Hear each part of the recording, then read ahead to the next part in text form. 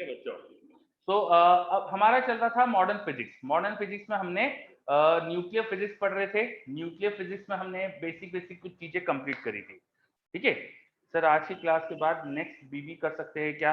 हाँ, बस आज की क्लास का और हमें वेट करना था। आज अपन जो पढ़ लेंगे उसकी थ्योरी के बाद फिर अपना जो नेक्स्ट न्यूक्लियर फिजिक्स का पहला बिगिनर बॉक्स है वो हो जाएगा आपका। रचित बोल रहा है हाँ शायद देखते हैं वो बातें यार, मतलब चल रही है बातें, सब प्री मेच्योर स्टेज में है। चलो ठीक है, अब सर आपको रिलीज कर देते हैं, ठीक है। हाँ, जो भी होगा ग्रुप पे आ जाएगा, आपको उस हिसाब से आना है। ठीक है। बुराउद्दीन बोल रहा है सर एचसीसी के सिलेबस में बीच के चैप्टर्स मिसिंग क्यों है?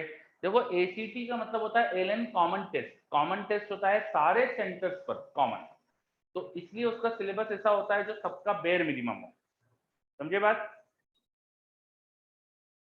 है ना? चलो चलो, हाँ निशुल्क देखते हैं। अब अपन अभी अपनी पढ़ाई की बात आगे करें। तो मैंने आप लोगों को एक वीडियो शेयर करा था। उस वीडियो के अंदर रेडियो एक्टिविटी, न्यूक्लियर फिजिक्स के बारे में बहुत सारे पॉइंट्स है। Value of stability was the name of the video. तो आई होप कि सभी बच्चों ने उसको कम से कम 2-3 बार तो देख लिया है अब तक, है ना? हाँ, चलो। तो उसको अच्छे से देखते जाइएगा, उसमें काफी सारी इंफॉर्मेशन है। थोड़ा विजुअलाइजेशन अच्छा होता है वीडियो के थ्रू।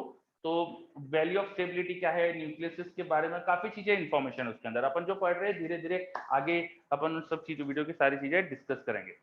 तो मैंने आप लोगों को इसके अलावा एक चीज और बोली थी कि मॉड्यूल से आपको कुछ पोर्शन पढ़कर आना है। Nuclear chain reaction, nuclear fission, nuclear fusion, ये सब की थ्योरी आपको पढ़कर आनी है। ठीक है। और उसके आज अपन डिस्कशन करने वाले थे इसके ऊपर। तो स्टार्ट करते हैं। सबसे पहले आपको दिया हुआ है न्यूक्लियर फिशन क्या होता है। तो फिशन तो आप जानते ही है कि किसी हेवी न्यूक्लियस को छोटे छोटे न्यूक्लियस में तोड़ देना, this is called nuclear fission. ये जनरली ऐसे न्यूक्लियस में ज्यादा अच्छा होगा, ऐसे न्यूक्लियस में इसमें एनर्जी रिलीज होगी जो आयरन के बाद के, है ना? डेफिनेटली, क्योंकि उनके अंदर बाइंडिंग एनर्जी पर न्यूक्लियन कम है, तो जब वो मिडवेट न्यूक्लियर में कन्वर्ट होते हैं तो एनर्जी रिलीज हो जाती है। ठीक है। तो सबसे पहला है, जैसे आपने पढ़ा हो अगर मॉड्यूल में, nuclear fission is done by attack of a particle which splits a heavy nucleus into two or more lighter nuclei. In this process certain mass disappears which is obtained in form of energy. ऐसा क्यों होता है? क्योंकि binding energy per nucleon बढ़ती है, system में binding energy per nucleon बढ़ती है, तो थोड़ा मास कम होकर एनर्जी में रिलीज हो जाता है। ठीक है। In 1938, Hahn and Strassman performed the first fission of nucleus U-235. ये याद नहीं हो तो भी चलता है, पर ठीक है, याद रहना अच्छी बात रहती है। U-235 is bombarded by neutron, it splits into two fragments and 2 or 3 secondary neutron. तो U-235 का जो स्प्लिटिंग होती है ना, वो हमेशा फिक्स नहीं होती। कभी U-235 की जो स्प्लिटिंग है वो रिएक्शन हमेशा फिक्स नहीं है। न्यूट्रॉन से टकराकर कभी अलग तरह के पार्टिकल बनते, कभी अलग तरह के बनते, कभी 2 न्यूट्रॉन साथ में बनते, कभी 3 न्यूट्रॉन बनते। तो ना एक वेरिएबल रिएक्शन है वो। ठीक है। और करीब करीब 200 mega electron volt, 190 mega electron volt, मतलब 200 मेगा इलेक्ट्रॉन हर तरह की रिएक्शन में प्रोड्यूस होती है। अप्रोक्सीमेट अप्रोक्सीमेट जो एनर्जी प्रोड्यूस होती है वो करीब करीब 200 मेगा इलेक्ट्रॉन है। ठीक है।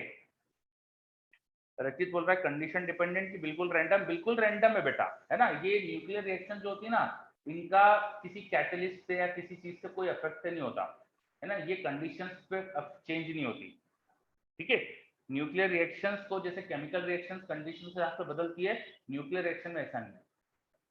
चलो, तो हर फिशन रिएक्शन लगभग लगभग 200 mega electron volt energy release होगी। एक यूरेनियम का एटम न्यूट्रॉन से बम्बार्डमेंट करके आप ब्रेक करते हो तो 200 मेगा इलेक्ट्रॉन वोल्ट करीब एनर्जी रिलीज होती है। ये नंबर याद होना चाहिए, कुछ क्वेश्चंस में इसकी जरूरत पड़ जाती है, इसलिए याद होना चाहिए। चलो आगे बढ़ते हैं। The fragments are uncertain but each time the energy release is almost same. तो पॉसिबल रिएक्शंस कुछ बताइए उन्होंने, and many other reactions are possible also, ये भी लिखा है। तो ये मत सोचना कि बस यही रिएक्शन जो लिखी है, और भी रिएक्शंस होती है ना? The average number of secondary neutron is 2.5, मतलब कि कभी 2 कभी 3 बनते हैं, इसलिए 2.5 होता है। ठीक है। Nuclear fission can be explain using liquid drop model also. अब लिक्विड ड्रॉप मॉडल क्या है, इसमें अपन को जरूरत नहीं जानने की, बस होता है एक मॉडल जिससे अपन न्यूक्लियर फिशन एक्सप्लेन करते हैं। The mass defect is about 0.1% of mass of fission nucleus, और 93% ऑफ जो एनर्जी होती है वो काइनेटिक एनर्जी के फॉर्म में होती है, और 7% करीब करीब गामा रे में चली जाती है। तो हर न्यूक्लियर रिएक्शन के साथ साथ कभी कभी गामा रेज भी इमिट होती है। हर न्यूक्लियर रिएक्शन के साथ साथ गामा रे भी इमिट हो सकती है। गामा रे क्या है, basically photons of high energy के फोटॉन्स भी बनते हैं। चलो यहाँ तक की सारी बातें क्लियर, इसमें किसी को कुछ भी डाउट, कुछ भी समस्या बताइए जल्दी से। सर इन पॉइंट्स को एज इट इज नोट कर ले, हाँ बिल्कुल सही, इन पॉइंट्स को एज इट इज नोट करना है। इसके बाद आ रही है न्यूक्लियर, इन ये सब एक्स्ट्रा पॉइंट्स है बेटा, इसमें कई सारी इंफॉर्मेशन बहुत ज्यादा है, एक्स्ट्रा है, आपको हर चीज याद रखने की एग्जैक्ट जरूरत नहीं है, but it will be always beneficial अगर आप याद रखेंगे तो। ठीक है, क्या पता कैसा क्वेश्चन आ जाए, किसी क्वेश्चन में क्या जरूरत पड़ जाए, तो याद होगा तो बहुत अच्छी बात है। अब न्यूक्लियर चेन रिएक्शन का मतलब क्या होता है? The equation of fission of U-235 जो होती है उसमें 3 न्यूट्रॉन बनाए हुए दिखाए इन्होंने। अब ये जो 3 न्यूट्रॉन जो बने हैं ये अगले 3 U-235 का डीके करवा सकते हैं। U-235 को न्यूट्रॉन से टकरा कर ही अपने डीके करवाया है। आप देखिए रिएक्शन को, तो U-235 plus a neutron is giving barium, krypton जो भी बन रहा है प्लस 3 न्यूट्रॉन। तो न्यूट्रॉन की वजह से रिएक्शन हो रही है और जो 3 न्यूट्रॉन बने वो अगले 3 U-235 का डीके करा सकते हैं। ठीक है, तो जिससे क्या होगा, वो 3 U-235 फिर से 3 अगर न्यूट्रॉन बनाएंगे तो 9 न्यूट्रॉन बन जाएंगे, फिर 9 का करा के ऐसे करके चेन रिएक्शन, मतलब रिएक्शन बढ़ती जाएगी। तो धीरे धीरे बहुत ज्यादा अपन को न्यूक्लियस डीके होते दिख सकते हैं। तो if there is no control on the chain reaction in a short time, that is 10⁻⁶ second only, a huge amount of energy will be released. वो छोटे टाइम में बहुत ज्यादा एनर्जी यहाँ पे रिलीज होने लग जाती है। ठीक है, this is the principle of atomic bomb. If chain reaction is controlled, then produced energy can be used for peaceful purposes. For illustration, nuclear reactor. तो अगर आप है ना चेन रिएक्शन को कंट्रोल कर सको, मतलब कि एक स्टेडी रेट में न्यूक्लियाई को ब्रेक कराते जाओ तो स्टेडी रेट में एनर्जी प्रोड्यूस होती जाएगी, तो अपन उसको यूज कर सकते हैं। जैसे कि आप घर में सोच सकते हो कि जो गैस का सिलेंडर होता है उससे गैस आती है, गैस को स्लोली रेट से बंद करते हो, खाना वाना पकाते हो, लेकिन उसी गैस सिलेंडर के सारे गैसेस को अचानक से सबको धीरे से अपने सबको आग लगा दी, क्या होगा, ब्लास्ट हो जाता है, होता है ना। तो ब्लास्ट एंड कंट्रोल्ड रिएक्शन बहुत छोटा सा फर्क होता है इनमें, है ना। सडनली बहुत ज्यादा एनर्जी रिलीज हो जाना इज ब्लास्ट, और वही एनर्जी धीरे धीरे रिलीज होती है तो उसको पीसफुल पर्पस में यूज कर सकते हैं। बात समझ में आई है? मेरे पास एक डाउट आ रहा है, चेन रिएक्शन को कैसे कंट्रोल करें? शांति यार, इतनी जल्दी क्या है, अभी आपको कराना थोड़ी चेन रिएक्शन, शांति शांति, सब कुछ होगा, रुको, है ना। चलो, अब सारे पॉइंट लिखे हुए, अगर आपने पढ़ा होगा ना तो आपको पता चल गया होगा कि कैसे कंट्रोल करते हैं। मैं बता देता हूँ अगर इसमें लिखा नहीं है, या लिखा है इसमें, देखो आगे दिखा है नेचुरल यूरेनियम का कुछ बारे में लिखा है। देखो नेचुरल यूरेनियम में क्या होता है, U-235 ओनली 0.7% होता है, और बाकी U-238 होता है जो फिशनेबल नहीं है। U-235 is easily fissionable by slow neutron or thermal neutron having kinetic energy of order 0.03 electron volt, but U-238 is fissionable with fast neutron. अब chain reaction of natural uranium can't occur, देखो लिखा है उन्होंने, chain reaction in natural uranium can't occur, क्यों? क्योंकि इसमें U-235 है ना बहुत कम है। To improve the quality, percentage of U-235 is increased to 3%, and the processed uranium is called enriched uranium, जिसमें 3% करीब U-235 हो जाता है। क्लियर? ये पॉइंट समझ में आया? माधव, इससे ऑफ टॉपिक डाउट थोड़े से रुको, 5 मिनट में आपको डाउट का टाइम दूंगा, फिर अपन ये सब देख लेंगे। चलो, अब नेचुरल यूरेनियम जो होता है वो नेचुरली उसमें चेन रिएक्शन हो जाए ऐसा पॉसिबल नहीं है। क्या आपको समझ में आ रहा है ना? चलो, तो मेरे पास एक डाउट है, what are thermal neutron? Thermal neutron कुछ अलग चीज नहीं, न्यूट्रॉन है जिनकी एनर्जी बहुत कम है, जो केवल नॉर्मल अपनी थर्मल एनर्जी वाली एनर्जी उनके अंदर, ठीक है, उनसे ही U-235 का डीके होता है। U-235 का डीके होने के लिए स्लो न्यूट्रॉन रिक्वायर्ड होते हैं, फास्ट न्यूट्रॉन से वो डीके नहीं होता। तो फास्ट न्यूट्रॉन जो प्रोड्यूस होते हैं ना न्यूट्रॉन बाद में, वो फास्ट होते हैं। अब मेरे पास क्वेश्चन आया था कैसे कंट्रोल करते हैं हम चेन रिएक्शन को, तो U-235 का जब डीके होता है तो न्यूट्रॉन जो प्रोड्यूस होते हैं वो फास्ट होते हैं, उनको स्लो करोगे तब जाके दूसरे U-235 का डीके करा पाएंगे वो। बात समझ में आ रही है? उनको स्लो कराते जाओ तो धीरे धीरे चेन रिएक्शन कंट्रोल करते जाएंगे, और जितने न्यूट्रॉन प्रोड्यूस हो रहे हैं उनको अब कुछ को अब्सॉर्ब कर लो, सारे के सारे न्यूट्रॉन जो है उनको अगले U235 को डीके मत करने दो। मान लो कि एक U235 का डीके कराया जिससे 3 न्यूट्रॉन बने, 3 में से 2 को अब्जॉर्ब कर लो, फिर अगला एक न्यूट्रॉन फिर एक U235 का डीके कराएगा, तो एक एक डीके चलते जाएगा अगर दो न्यूट्रॉन अब्जॉर्ब करते जाओगे, समझे? ऐसे चेन रिएक्शन कंट्रोल करते हैं अपन।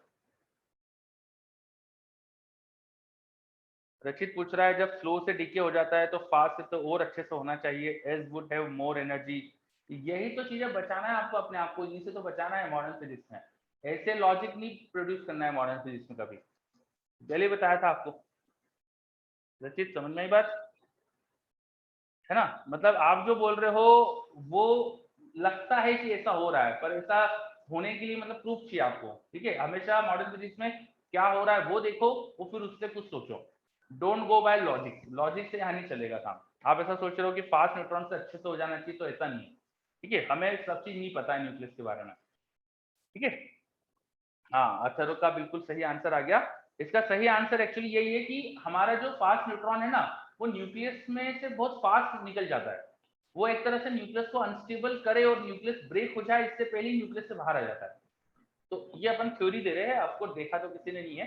तो न्यूक्लियस को ब्रेक नहीं कर पाता फास्ट न्यूट्रॉन, वो उसको अनस्टेबल करे इससे पहले वो बाहर आता है न्यूक्लियस से, इसलिए फास्ट न्यूट्रॉन से डीके पॉसिबल नहीं है। चलो, अब मेरे पास एक डाउट आता है यशवर्धन का कि सर डीके में एक्चुअली प्रैक्टिकली होता क्या है? डीके में प्रैक्टिकली क्या होता है, एक न्यूक्लियस दूसरे न्यूक्लियस में कन्वर्ट हो गया। एक न्यूक्लियस है, यू कैन अज्यूम कि आपके पास है ना बूंदी का एक लड्डू है, तो बूंदी के लड्डू में बहुत सारे बूंदी जो होती है ना, those are kind protons and neutrons. We are just trying to imagine, है ना, ऐसा असली में पता नहीं क्या है, पर you can imagine there is a laddoo of boondi. अब उस बूंदी के लड्डू में से एक बॉल जा रही है, तो जब वो बॉल स्लो बॉल जा रही है, उससे बहुत ही छोटी सी गेंद है, बहुत ही स्मॉल बॉल है, वो उससे पास होके जा रही है। तो जब वो स्मॉल बॉल इससे पास होती है तो उसके आसपास भी कुछ बूंदी चिपक जाती है और एक छोटा सा लड्डू इसमें से निकल जाता है। वो एक बड़ा लड्डू छोटे लड्डू में टूट जाता है, दो छोटे छोटे लड्डू बन गए प्लस एक दो बूंदी इधर उधर बिखर गई। ऐसा कुछ सिचुएशन हो रहा है कि एक हेवी न्यूक्लियस है, हेवी न्यूक्लियस में से स्लो मूविंग न्यूट्रॉन पास होता है, तो because of slow moving neutron ये अनस्टेबल होता है, ये अपने आप ही दो छोटे छोटे लड्डू में टूट जाता है और कुछ न्यूट्रॉन भी बिखर जाते हैं इधर उधर। कुछ ऐसा आप इमेजिन कर सकते हो, क्लियर? अच्छा, वेरी गुड, है ना? But all this is imagination, है ना? हमने किसी ने देखा ही नहीं न्यूक्लियस को आज तक, तो ये सब इमेजिनेशन है, ठीक है? चलो, अपन बात कर रहे थे नेचुरल यूरेनियम क्या होता है, वो अपन ने बात करी। एनरिच यूरेनियम का मतलब क्या होता है, ये अपन ने बात करी। अब आगे आते लॉस ऑफ सेकेंडरी न्यूट्रॉन। देखो, जो आप यूरेनियम का सैंपल लेते हो जिसमें आपको डीके रिएक्शन करवाना है, तो max due to the maximum kinetic energy some neutron escape from the system. आपने एक यूरेनियम का ब्लॉक लिया, उस यूरेनियम के ब्लॉक में आपने एक न्यूट्रॉन की बम्बार्डमेंट कर दी। सपोज एक न्यूट्रॉन आप कंट्रोल कर पा रहे हो, एक न्यूट्रॉन आया, इससे बम्बार्डमेंट कर दी। अब जो यूरेनियम के ब्रेक होने से न्यूट्रॉन जो बनते हैं वो बहुत हाई काइनेटिक एनर्जी लेके आते हैं। इनकी काइनेटिक एनर्जी बहुत ज्यादा होने की वजह से ये उस यूरेनियम के ब्लॉक से इजीली बाहर आ जाते हैं। वो टकरा टकरा के रुक ही नहीं पाते हैं, उनमें बहुत एनर्जी है, तो वो कितने भी कोलिजन कर ले उनकी एनर्जी कम नहीं हो पा रही है। दूसरे U235 का डीके करे इससे पहले ही वो सिस्टम से बाहर आ जाते हैं। ये बात समझ में आई? जो यूरेनियम का हम ब्लॉक लेते हैं उसमें जब न्यूट्रॉन्स अंदर गए, U235 का डीके हुआ, डीके होने से 2 या 3 और न्यूट्रॉन प्रोड्यूस हुए। वो 2 या 3 जो न्यूट्रॉन प्रोड्यूस होते हैं वो बहुत हाई एनर्जी से प्रोड्यूस होते हैं। Because of their high energy they can easily come out from the uranium block and इतनी ज्यादा एनर्जी थी कि अंदर कोलाइड करते करते यूरेनियम का डीके भी नहीं कर पाए और इजीली बाहर आ गए, ठीक है? तो इस सिचुएशन को बोलते हैं अपन कि न्यूट्रॉन लॉस हो रहे हैं, लॉसेस ऑफ सेकेंडरी न्यूट्रॉन। जो न्यूट्रॉन प्रोड्यूस हुए थे U235 से उन्हें सेकेंडरी न्यूट्रॉन बोलते हैं हम, उनके हाई काइनेटिक एनर्जी की वजह से वो लॉस हो जाते हैं, जिनको अपन लीकेज भी बोल सकते हैं। Absorption of neutron by U238 which is not non fissionable by the secondary neutron. तो ये कुछ प्रॉब्लम्स है जिसकी वजह से क्या होता है कि यूरेनियम का अपन चेन रिएक्शन नहीं करवा पाते, नेचुरली ऑकरिंग यूरेनियम से एटॉमिक बॉम्ब नहीं बन पाता है। इसके लिए फिर हमें क्रिटिकल साइज या क्रिटिकल मास लेना पड़ता है। यूरेनियम का ब्लॉक का एक पर्टिकुलर साइज लेना पड़ेगा, उससे छोटे साइज का यूरेनियम का ब्लॉक होगा तो उसमें ना चेन रिएक्शन हो ही नहीं पाती। So in order to sustain chain reaction in a sample of enriched uranium, it is required that the number of lost neutrons should be much smaller than the number of neutrons produced in the fission reaction. For it is the size of uranium block should be equal or greater than the size called critical size. अगर आपको bomb बनाना है, chain reaction करवाना है, आपको bomb create करना है, तो there must एक ना यूरेनियम का पर्टिकुलर साइज लगता है, that size is called critical size. उससे बड़ा यूरेनियम का ब्लॉक लो तो वो एटॉमिक बॉम्ब बन सकता है. क्या होगा, उसके अंदर न्यूट्रॉन जाएंगे, U-235 का ब्रेकेज हुआ, उससे सेकेंडरी न्यूट्रॉन्स बने, और वो सेकेंडरी न्यूट्रॉन बड़े ब्लॉक होगा तो बाहर आने से पहले ही इतने स्लो हो जाएंगे कि दूसरे U-235 का ब्रेक करा सकते हो. समझे बात? ये पॉइंट क्लियर हुआ? चलो, है ना. तो क्रिटिकल साइज की रिक्वायरमेंट क्यों है ये अपन ने समझा. और क्रिटिकल साइज से छोटा साइज लेंगे यूरेनियम के ब्लॉक का तो कभी वहां पर चेन रिएक्शन नहीं हो पाती. सोहम बोल रहा है for U-235 it is 10 kg. चलो, ये डाटा तो मैंने एग्जैक्टली याद करा नहीं, कभी मैंने सोचा नहीं कि भाई बॉम्ब बनाए तो कितना किलो लेना पड़ेगा. तो सोहम बता रहा है 10 किलो का होता है. ये आपने चेक करके बता रहे हो सोहम की क्या है? अच्छा, चेक करके बता रहे हो. साइज पे डिपेंडेंसी समझ नहीं आई. यशवर्धन, साइज पे डिपेंडेंसी मतलब एक्चुअली आप यूरेनियम का एक बहुत बड़ा ब्लॉक लोगे जिसमें बहुत सारे यूरेनियम के न्यूक्लियाई है, मतलब यूरेनियम के एटम्स है ना. तो यूरेनियम का जो ब्लॉक होगा वो बहुत बड़ा होना चाहिए जिससे उसके अंदर जब न्यूट्रॉन प्रोड्यूस हुए तो वो इतने ज्यादा कोलिजन कर पाए कि उनकी एनर्जी बहुत कम हो जाए जिससे कि वो दूसरे U-235 का ब्रेक करा सके. अगर आप छोटा ब्लॉक लोगे तो U-235 में से न्यूट्रॉन जो निकल रहे हो इजीली बाहर आ सकते हो. मुझे बात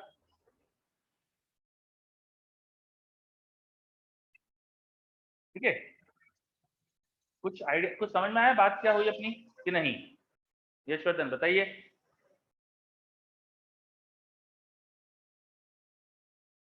got it? Okay, very good. ठीक है, तो अपन आगे बढ़ते फिर. तो क्रिटिकल साइज की बात करिए अपन ने, क्या होता है. अब एक पॉइंट बताया है रिप्रोडक्शन फैक्टर. रिप्रोडक्शन फैक्टर का मतलब क्या है? साफ साफ लिखा देखो, rate of production of neutron, कितने न्यूट्रॉन बन रहे divide by rate of loss of neutron. तो जो यूरेनियम का सैंपल होता है उसमें अगर आपने न्यूट्रॉन कुछ भेज दिए उससे और न्यूट्रॉन भी बनते हैं, तो जो बनते हैं न्यूट्रॉन उनको बोलते हैं rate of production of neutron. पर सेकंड कितने बने. लॉस ऑफ न्यूट्रॉन, भाई न्यूट्रॉन लॉस भी होते रहते हैं सिस्टम में से, कुछ न्यूट्रॉन लीक भी हो जाते हैं, तो वो हो जाता है रेट ऑफ लॉस. ये ratio is called reproduction factor. अगर ये रेशो 1 है तो जितने न्यूट्रॉन आपने भेजे थे उससे कुछ बने और उतने ही लॉस हो गए. तो जो आपने स्टार्टिंग में भेजे थे उतने ही न्यूट्रॉन रह जाएंगे एक तरह से, है ना. जो आपने न्यूट्रॉन भेजे उतने ही रह जाएंगे, तो आप अच्छे से रिएक्शन को कंट्रोल कर पाओगे. तो K=1 जो होता है इस सिचुएशन को बोलते हैं क्रिटिकल साइज. इसमें chain reaction slowly slowly sustain चलती रहती है. आप उसको सस्टेन करा सकते हो, आप बहुत अच्छे से कंट्रोल कर सकते हो. ठीक है.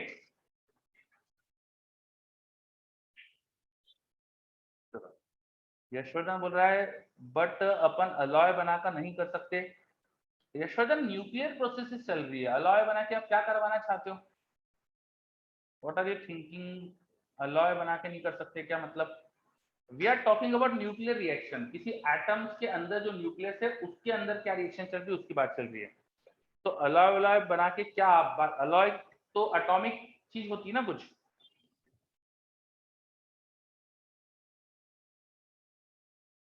आपका डाउट क्या था यशवर्धन?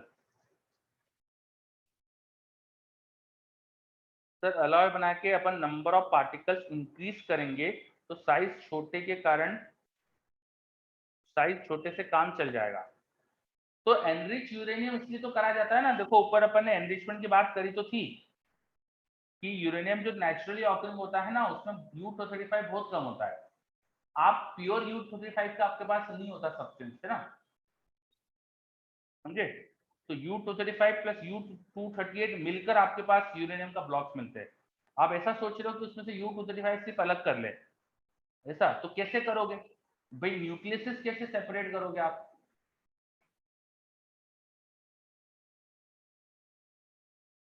चलो, सारी मतलब प्रैक्टिकल प्रॉब्लम है.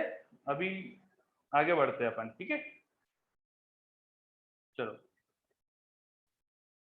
हाँ मतलब सेपरेट कर सकते हैं आइसोटोप को, बट डिफिकल्ट है ना, मतलब इतना एनरिच कर पाना।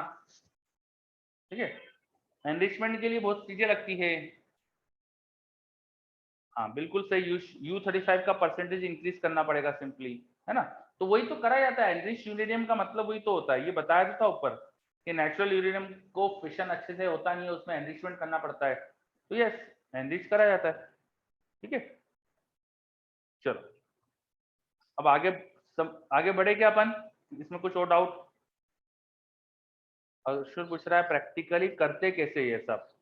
अभी हम थोड़ा स्टिक करें कि हमें जो समझना है, देखो प्रैक्टिकली कैसे करते हैं, बहुत इंटरेस्ट आता है हमको जानने में कि कैसे क्या होता होगा, है ना, पर अभी हमारी जरूरत नहीं है। ठीक है, तो प्रैक्टिकली कैसे करते हैं एनरिच, ये अभी जरूरत नहीं है। यू कैन सर्च ऑलवेज कि कैसे करते, अपन अपने कोर्स पे फिलहाल स्टिक करें। ठीक है,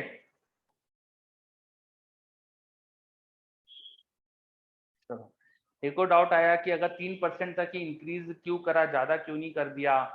प्रॉब्लम्स रहती होगी कुछ, इट माइट बी बिकॉज कि ज्यादा करने के लिए हमको जो खर्चा आ रहा है बहुत ज्यादा है। देखो हर चीज है ना हमारी एबिलिटीज पे डिपेंड नहीं करती, हमारे खर्चे पे भी डिपेंड करती है। लाइक इंडिया सेमीकंडक्टर की चिप इंडिया में क्यों नहीं बन रही है, हमारी एबिलिटी नहीं है क्या? ऐसा नहीं है। क्या हम ऐसे फैक्ट्रीज नहीं लगा सकते इंडिया में? नहीं, ऐसा भी नहीं है।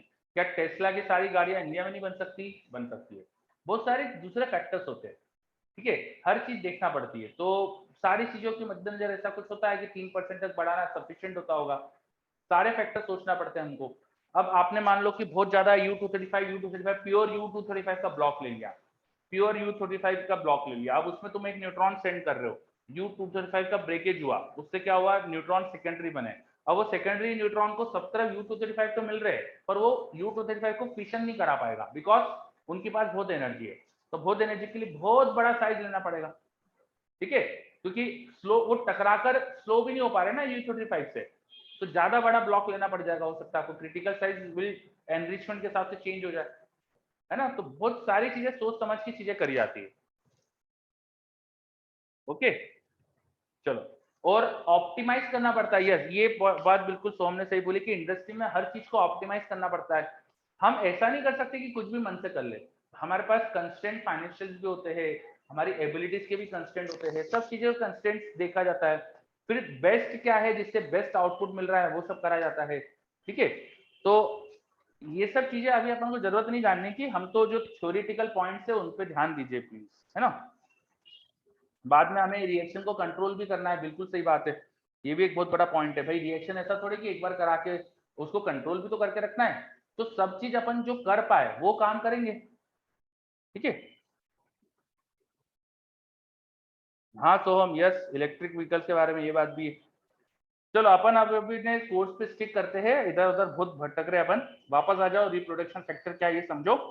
तो rate of production of neutron कितना है divide by rate of loss of neutron, क्या है इसको बोलते हैं रिप्रोडक्शन फैक्टर। के इक्वल टू 1 होता है तो बोलते हैं क्रिटिकल रिप्रोडक्शन फैक्टर है, जिसमें स्लोली रिएक्शन चलते रहती है। यूरेनियम का साइज ऐसा लिया जिससे सुपर क्रिटिकल हो गया, के ग्रेटर देन 1 हो गया। Rate of production of neutron ज्यादा है तो धीरे धीरे चेन रिएक्शन होती जाएगी और बॉम्ब बन जाएगा, मतलब कि धीरे धीरे एक्सेलरेट हो जाएगा, चेन रिएक्शन हो जाएगी और बॉम्ब बन जाएगा। अगर सब क्रिटिकल साइज है यूरेनियम का तो के लेस देन 1 होगा, तो ये भी अच्छा नहीं होता क्योंकि इसमें धीरे धीरे चेन रिएक्शन स्टॉप हो जाती है। तो हम बार बार ये नहीं कराना चाहते कि हमको बार बार रिएक्शन चालू कराना पड़े, तो हमेशा चाहते कि के की वैल्यू 1 बनी रहे। ठीक है, चलो अब आगे बढ़ते हैं। अब ये न्यूक्लियर रिएक्टर के बारे में, उसका कंस्ट्रक्शन कैसे होता है, ये कुछ बात चल रही है अपनी। तो न्यूक्लियर फ्यूल क्या होता है, न्यूक्लियर न्यूक्लियर रिएक्शंस में, न्यूक्लियर रिएक्टर्स में फ्यूल क्या लेते हैं अपन, तो कॉमन यूज फ्यूल U35 पे प्लूटोनियम है ना। क्रिटिकल साइज वगैरह का इसका साइज देखा जाता है। ठीक है, मॉडरेटर्स क्या होते हैं, moderator function is to slow down fast neutron because only slow neutrons can bring the fusion of U35। Moderator should be light and should not absorb neutron. Commonly heavy water को अपन moderator जैसा use करते हैं, graphite rods को moderator जैसा use करते हैं। These are rich in protons, तो न्यूट्रॉन इससे कोलाइड करके स्लो हो जाते हैं। ठीक है, कंट्रोल रॉड्स क्या होती है, रिएक्शन को कई बार कंट्रोल करना है हमको, तो हमें ना न्यूट्रॉन अब्सॉर्ब करना चाहते हैं, तो they have ability to capture slow neutron and can control the chain reaction at any stage. Boron and cadmium rod are examples of such. ठीक है, कूलेंट, भाई हीट बहुत प्रोड्यूस होती है तो उसको कूल करके रखना पड़ेगा। The substance which absorb the produced heat and transfer it to water for further use, generally coolant is water at high pressure. तो न्यूक्लियर रिएक्टर्स के आसपास अपन है ना पानी को सर्कुलेट करते रहते हैं। न्यूक्लियर रिएक्शंस में इतनी हीट डेवलप होती है कि पानी ना एक्चुअली स्टीम में कन्वर्ट हो जाता है और उस स्टीम से फिर टरबाइन वर्बाइन को चला लेते हैं अपन। तो इस तरह से न्यूक्लियर रिएक्टर से बिजली बनती है। चलो अब मेरे पास एक डाउट आया, पीयू का क्रिटिकल साइज यू से कम है तो उससे क्या फर्क पड़ेगा? हमको बस याद रखना है ना, हमें इनमें इतनी डिटेल में जाने की कोई जरूरत नहीं है बच्चों। ठीक है, चलो आगे आ जाते हैं। फास्ट ब्रीडर रिएक्टर, वैसे भी हमें ना सब एक्स्ट्रा पढ़ रहे हैं तो इस एक्स्ट्रा को भी और एक्स्ट्रा नहीं करे अपन। चलो हाँ, तो हम ऐसा कुछ रहता होगा है ना, but I don't want to say anything जो मतलब शायद गलत साबित हो, इसलिए मैं बेटर रहेगा कि इसका जवाब नहीं दूं। फास्ट ब्रीडर रिएक्टर, अब जो U-235 है ना, उसका जो रिएक्टर्स बनते हैं वो थोड़ा सा अलग वर्क करते हैं। फास्ट ब्रीडर रिएक्टर्स क्या है, वो थोड़ा अलग चीज है। देखो क्या है, the atomic reactor in which the fresh fissionable fuel PU is used, produced along with energy, the amount of produced fuel is more than consumed fuel U-235। Fuel इसमें नेचुरल यूरेनियम होता है U-235। प्रोसेस क्या होती है वो सब लिखी हुई है। फास्ट ब्रीडर रिएक्टर में क्या होती है, मॉडरेटर इनमें हम यूज नहीं करते और कूलेंट लिक्विड सोडियम होता है।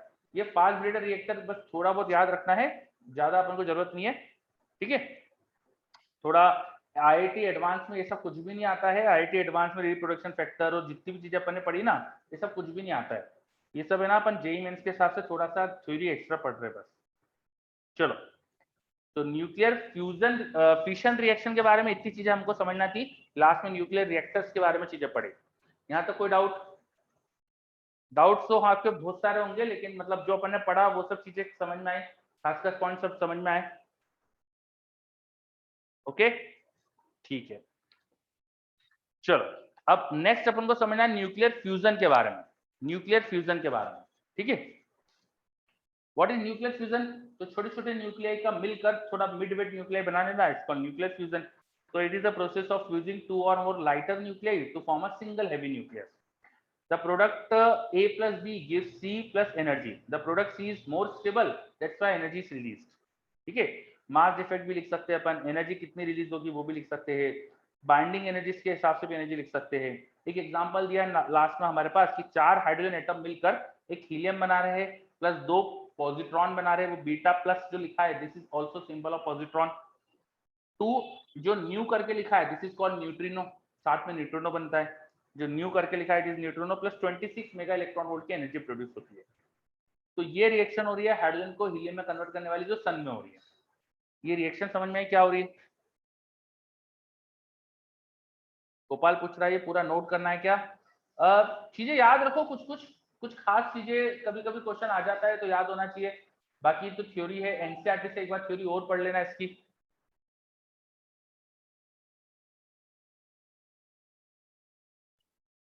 ठीक है, अब न्यूट्रिनो क्या है? न्यूट्रिनो इज अ पार्टिकल, हमें बस इतना याद रखना है, neutrino is a particle which has almost zero mass. Neutrino is a particle which has almost zero mass. ठीक है, एक मेरे पास डाउट आया सोहम का कि sir have we improved on nuclear technology in the past 50 years. मुझे देखो, मैं ये तो नहीं बोलूंगा कि मैं न्यूक्लियर टेक्नोलॉजी को फॉलो कर रहा हूँ, तो मुझे एग्जैक्टली तो नहीं पता कि 50 साल पहले क्या टेक्नोलॉजी थी और 50 साल बाद अब क्या टेक्नोलॉजी है, because I am not an expert in that.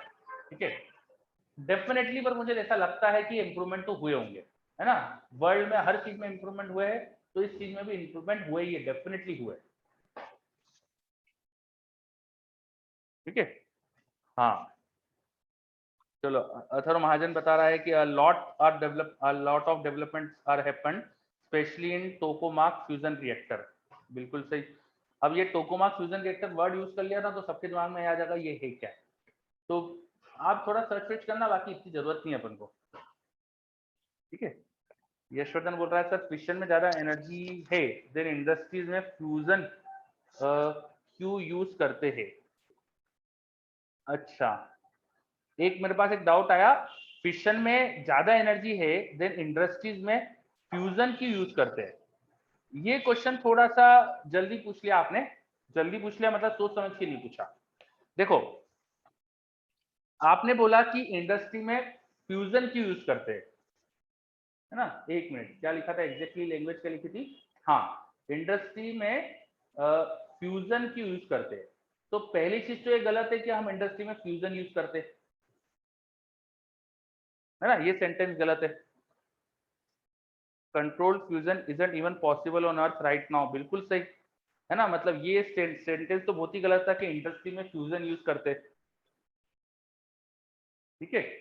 दूसरी चीज आपने ये लिखी थी कि फिशन में एनर्जी ज्यादा है, तो ये सेंटेंस भी 100% सही नहीं है, कंसिडरिंग कि मैं पर ग्राम कितना एनर्जी प्रोड्यूस हो रही है ये बात कर रहा हूँ। U-235 इज वेरी हैवी, उसका एटॉमिक मास जो हो जाएगा 235 के आसपास होगा, ठीक है, 235 ग्राम कुछ ऐसा कुछ होगा एटॉमिक मास, एक मोल का मास, है ना। और हाइड्रोजन की बात करें तो एक हाइड्रोजन का 1 ग्राम के आसपास कुछ मास होगा, है ना, एक हाइड्रोजन न्यूक्लियस का। और 1 ग्राम से यहाँ कितनी एनर्जी, 25-24 मेगा इलेक्ट्रॉन वोल्ट निकल रही है। वह 235 से कितनी बन रही है, आप सोचो, 200 मेगा इलेक्ट्रॉन वोल्ट। यहाँ पे पर ग्राम एनर्जी ज्यादा प्रोड्यूस हो रही है, ये बात समझ में आ रही है। पर ग्राम ऑफ द मटेरियल ज्यादा एनर्जी प्रोड्यूस हो रही है ना। तो न्यूक्लियर फ्यूजन में ज्यादा एनर्जी प्रोड्यूस होती है, ये बात तो आप गार्ड बांध कर रखो हमेशा कि न्यूक्लियर फ्यूजन में ज्यादा एनर्जी बनती है, न्यूक्लियर फिशन में कभी ज्यादा एनर्जी नहीं बनती, ठीक है। हाँ बिल्कुल सही अथर, वो बिल्कुल सही कहा आपने। अपन ने बाइंडिंग एनर्जी पर न्यूक्लियन को ग्राफ भी देखा था, तो स्टार्टिंग में स्टीप ग्राफ था ना, तो स्टार्टिंग में छोटे छोटे न्यूक्लियस से जब थोड़ा बड़ा न्यूक्लियस बनता है तो ज्यादा binding energy per nucleon increase होती है, तो एनर्जी रिलीज भी ज्यादा होगी। और बाद में जब अपन ने देखा था उस ग्राफ बहुत स्टीप, उतना स्टीप नहीं था, ग्राफ में स्लोप बहुत कम था, तो बाद में न्यूक्लियस फिशन जब होता है तो एनर्जी ज्यादा रिलीज कभी नहीं होगी, ठीक है। ये पॉइंट समझ में आ गया अच्छे से। सेंटेंस में जो जो गलतियां थी सब clear? Yashvardhan, is this clear? Okay, very good. आगे बढ़ते हैं अब अपन। तो न्यूक्लियर फिशन फ्यूजन के बारे में कुछ पॉइंट्स है वो सब अपन ने पढ़े। अब यहाँ पे देखो जस्ट अगला पॉइंट जो है, द एनर्जी रिलीज पर fission is greater than energy release पर फ्यूजन, ऐसा लिखा है। तो ये उन्होंने पर ग्राम की बात ही करी है ना। बच्चों को लगता है यार यहाँ पे तो केवल 26 मेगा इलेक्ट्रॉन वोल्ट एनर्जी है और वहाँ 200 मेगा इलेक्ट्रॉन वोल्ट थी, तो फिशन में ज्यादा थी, फ्यूजन में तो कम है। एक्चुअली ऐसा नहीं है, पर ग्राम की बात करो तो आपको क्लियर हो जाएगा। The energy per nucleon in fission is 0.85 mega electron volt, which is very small than the energy per nucleon in fusion, which is about 6 mega electron volt, ठीक है। चलो अब required condition for nuclear fusion, nuclear fusion की conditions क्या होती है? बहुत high temperature होना चाहिए, क्योंकि क्या होता है न्यूक्लियर सिस्टम बहुत हाई रिपल्शन का फोर्स है, वो पॉजिटिवली चार्ज होते हैं, तो पॉजिटिव चार्ज के अगेंस्ट उनको टच करवाना है जब भी तो फ्यूज होंगे। तो वो कराने के लिए आपको उनके बीच की डिस्टेंस फर्मीमीटर के ऑर्डर में क्रिएट करनी है। अब फर्मीमीटर के ऑर्डर में अप्रोच डिस्टेंस लाना है अगर आपको, तो आपको बहुत ज्यादा एनर्जी देना है। तो ये एनर्जी देना तभी पॉसिबल हो सकता है जब बहुत हाई टेम्परेचर हो और बहुत हाई प्रेशर भी हो। प्रेशर ज्यादा होगा तो कोलिजन ज्यादा पॉसिबल हो पाएंगे, ठीक है। तो हाई प्रेशर या हाई डेंसिटी और हाई टेम्परेचर होता है तभी ऐसा पॉसिबल होता है कि फ्यूजन हो पाए। Is this clear? चलो अब उसके बाद लिखा आपने पास हाइड्रोजन बॉम्ब क्या होता है, तो न्यूक्लियर फ्यूजन में हाइड्रोजन अगर यूज कर लो तो हाइड्रोजन बॉम्ब बोलते हैं, है ना। और कुछ एक दो इलस्ट्रेशन दिए हैं, ये सारे इलस्ट्रेशन हमारे काम के हैं, ठीक है। तो आई होप कि आपने पढ़े होंगे इलस्ट्रेशन, पढ़े क्या, करे थे क्वेश्चन ये? नहीं? अगर नहीं करे तो करिएगा प्लीज।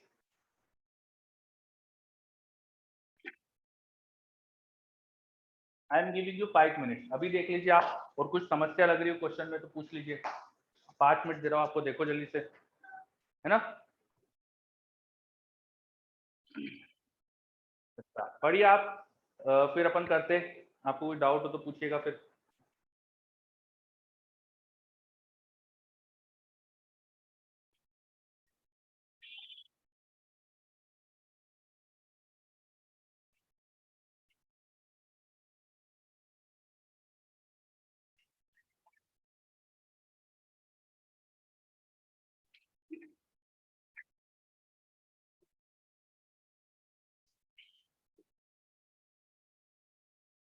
पहला इलस्ट्रेशन था, in nuclear reactor fission is produced in 1 gram of U-235 in 24 hours by slow neutrons.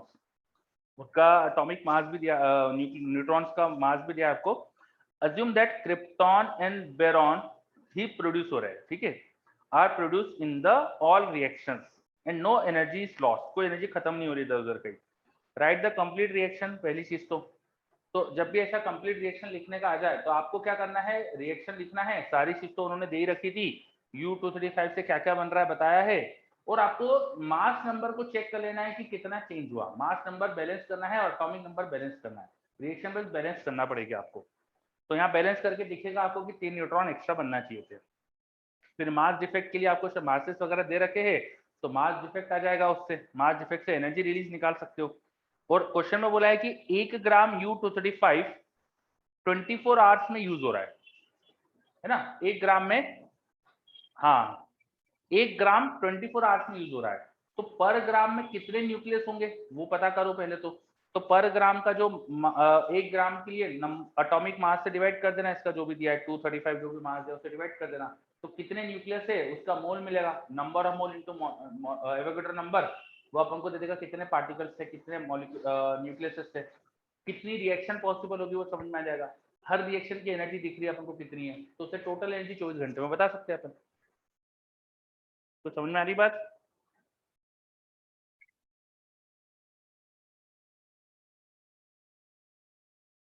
है ना. सर एक बार और थोड़ा मोल कॉन्सेप्ट जैसा यूज करना है आपको. मास दिया है U-235 का, तो मास को डिवाइड करो एटॉमिक मास से, तो आपको नंबर ऑफ मोल मिल जाएंगे. Number of mole into Avogadro number will give you number of nuclei. कितने न्यूक्लियस से पता चल गए, हर न्यूक्लियर रिएक्शन की एनर्जी पता है, तो कितने न्यूक्लियस से इनटू एक की एनर्जी, टोटल एनर्जी आ जाएगी. ठीक है. इट जस्ट लाइक आप केमिस्ट्री का कोई ना मोल कॉन्सेप्ट का क्वेश्चन कर रहे हो. ठीक. चलो, तो इसमें आपसे उन्होंने सिर्फ एनर्जी पूछी है. अब ये एनर्जी देखो 24 घंटे में प्रोड्यूस हुई है, तो आपसे पावर भी पूछी जा सकती थी कि पावर क्या प्रोड्यूस हुई होगी, न्यूक्लियर रिएक्टर कितनी पावर दे रहा होगा. तो अभी किलोवाट आवर में तुम्हें एनर्जी मिल गई है, तुम इसको डिवाइड कर दो टाइम से, तो तुम्हें पावर भी मिल जाएगी, है ना. फिर ऐसा भी करवा सकते हैं कि आपको बोल दे कि आपको मान लो 200 मेगावाट का पावर का न्यूक्लियर रिएक्टर बनाना है, 200 मेगावाट पावर प्रोड्यूस होना चाहिए पर सेकेंड, तो कितना पर सेकेंड फ्यूल यूज होगा, ऐसे क्वेश्चन भी आ सकते हैं. वो कर पाएंगे क्या, है ना. जैसे मैं करके बताता हूँ. मैंने बोला कि एक न्यूक्लियर रिएक्टर बनाना है जिसकी पावर होना चाहिए 200 मेगावाट पावर होना चाहिए. तो मैंने पूछ लिया कि पर सेकेंड कितने U-235 का ब्रेक कराना है, ये कितना मास ऑफ U-235 डीके होगा, ये पूछ लिया. तो ये पावर चाहिए. हर U-235 के डीके में कितनी एनर्जी प्रोड्यूस होती है, लगभग 200 मेगा इलेक्ट्रॉन वोल्ट. इसको 200 मेगा इलेक्ट्रॉन वोल्ट से डिवाइड कर दो. ये इलेक्ट्रॉन वोल्ट को जूल में कन्वर्ट करना पड़ेगा, 1.6 × 10⁻19 जूल. तो इतनी रिएक्शन पर सेकंड करानी पड़ेगी. एक रिएक्शन की एनर्जी इनटू टोटल एनर्जी पर सेकंड, मेगा मेगा कैंसल, तो इतनी रिएक्शन पर सेकंड करानी है. पर सेकंड कितनी रिएक्शन करानी है मिलेगा, नंबर ऑफ रिएक्शन कितनी करानी है, और हर रिएक्शन में कितना U-235 ब्रेक होता है. तो एक U-235 के न्यूक्लियस का जो मास होता है वो मल्टीप्लाई कर दो, तो उतना मास आपको पर सेकंड लगेगा. बात समझ में आ रही है. ऐसे क्वेश्चन भी पूछे जा सकते. ये समझ में आया मैंने क्या बताया. यस. ओके. किसी को भी प्रॉब्लम है तो पूछ सकता है वापस से, है ना. ये डिवाइड करके मुझे क्या मिलेगा, मैंने दे दी न्यूक्लियर रिएक्टर की पावर क्या रिक्वायर्ड है. This is the power of nuclear reactor required. You want to establish a nuclear reactor which can produce 200 megawatt of power per second. तो 200 मेगावाट ऑफ पावर आपको चाहिए पर सेकंड, इतनी energy चाहिए, 200 mega joule की energy चाहिए. Energy required पर second divide by energy release in each reaction, तो ये डिवाइड करके मिलेगा टोटल रिएक्शन का नंबर पर सेकंड. इतनी रिएक्शन पर सेकंड करानी है. द नंबर ऑफ रिएक्शन पर सेकंड इनटू एक रिएक्शन में कितना मास यूज होगा, U-235 के एक न्यूक्लियस का कितना मास होगा, मल्टीप्लाई कर दो, तो total mass of fission material पर सेकंड, ये आ जाएगा आंसर. हाँ.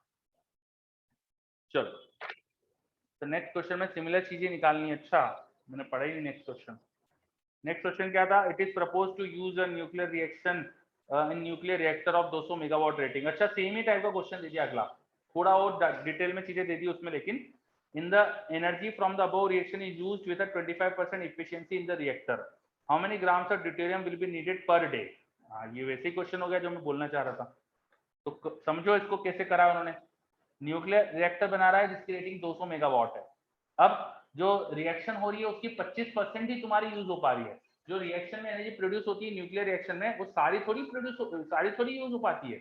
100% इफिशिएंट थोड़ी होते हो कि जितनी एनर्जी प्रोड्यूस हुई सब आपने यूज कर ली। तो कम एनर्जी यूज कर पाते हैं आप ओनली 25% इफिशिएंसी यूज कर रहे हो। मतलब आपको अगर 200 मेगावाट का पावर प्लांट बनाना है तो आपको 800 मेगावाट पर सेकंड प्रोड्यूस करना पड़ेगा। 800 मेगावाट आपके न्यूक्लियर रिएक्शन से प्रोड्यूस होना चाहिए, ये समझे। हाँ इंटू 4 करना पड़ेगा। चलो तो कितनी रिएक्शन पर सेकंड होना है वो सब मिल जाएगा। करो देखो समझो इसको, करिए जल्दी से, 1 मिनट दे रहा हूं मैं।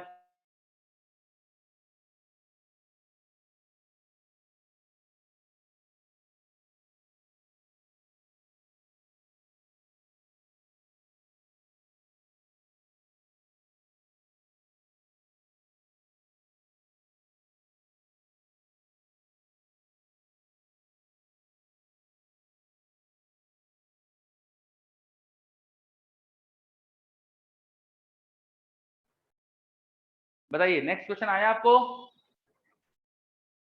Yes, okay very good. ठीक है फिर आगे बढ़ते हैं अपन। अब BB6 पूरी हो जाएगी आपसे। BB6 को कंप्लीट करना है आपको, तो कुछ क्वेश्चन शुरुआत की थ्योरी पर बेस्ड है। इसमें क्वेश्चन थोड़े कम दिखते, पहले थोड़े ज्यादा थे। बाइंडिंग एनर्जी के तो क्वेश्चन ही कम है वो इसमें, ठीक है कैलकुलेशन के हो गए। चलो तो BB6 आपको पूरी करके लाना है, ठीक। तो हम बोल रहा है मॉडर्न फिजिक्स में इतने छोटे बिगिनर बॉक्स क्यों है। हाँ ठीक है बहुत सारा है ना यार, मतलब अपन देखो कितनी सारी थ्योरीज पे धीरे छोटे छोटे पार्ट्स में पढ़ रहे हैं अपन, तो थ्योरी याद करने की ज्यादा है इसके अंदर। चलिए अब अपन नेक्स्ट स्टार्ट करते हैं हमारा radio activity. Next point start करते हैं रेडियो एक्टिविटी, ठीक है। लिखो radio activity, radio activity. Next point लिखिए रेडियो एक्टिविटी।